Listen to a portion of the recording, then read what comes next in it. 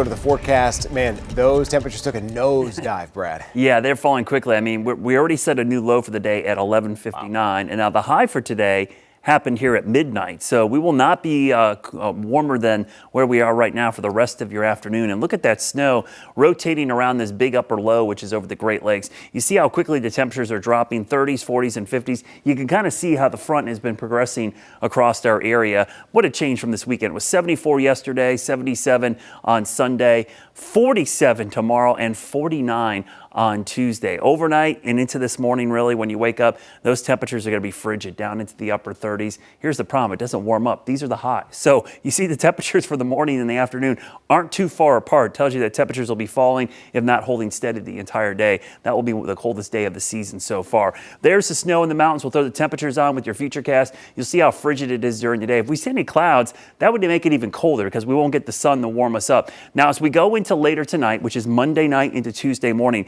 this will be the coldest area of the season, and we're going to see a hard freeze for all locations. Now, the mountains, the growing season already ended. That's why there's no freeze advisories. Once the growing season is over, you don't get any more freeze advisories because it's pretty much below freezing the entire winter. These are really for the beginning of the winter and then in the spring when the growing season starts again. So expect a killing freeze. If your garden's still going, this might be it. The biggest impacts for travel going to be going over the Smokies, right there on Interstate 40 and anywhere along the Tennessee line, but there will be some icy spots because of the rapid temperature drop and the fact that we have blowing snow. And speaking of snow, some of these areas in the Smokies, there will be a couple of these ridges in the Smokies that get over a foot, but as you go up into our area, Beach, Sugar Mountain, over towards Grandfather Mountain, and then eventually over towards Rome Mountain. Those will be the hot spots for snow. But everyone's going to see the cold. The wind will be a big issue, so we'll be dealing with wind chills. Make sure your car is ready. You're probably going to see your tire pressure gauge come on because when the temperature drops like this, the pressure falls quickly in your tires. Make sure you have the winter gear. You want the jackets, the scarves, the hats.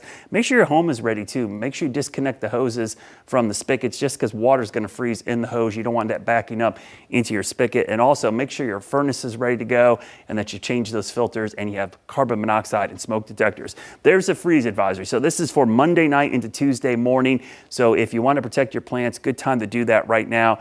If not, just write them off for the season and start again in the spring. So this stretch of cold weather is going to be sticking around, but here's the good news. It will actually move out fairly quickly. So while we're only going to be in the mid-40s later today, if you want to see a return to some milder temperatures, you're not going to have to wait that long. When we take a look at our Jerry Hunt Supercenter 7-day forecast, Wednesday we're back in the low to mid-60s, and by the end of the week, believe it or not, we'll be back near 70 degrees with possibly mid-70s by the weekend. So this is a short but intense blast of winter weather for the next 2 days.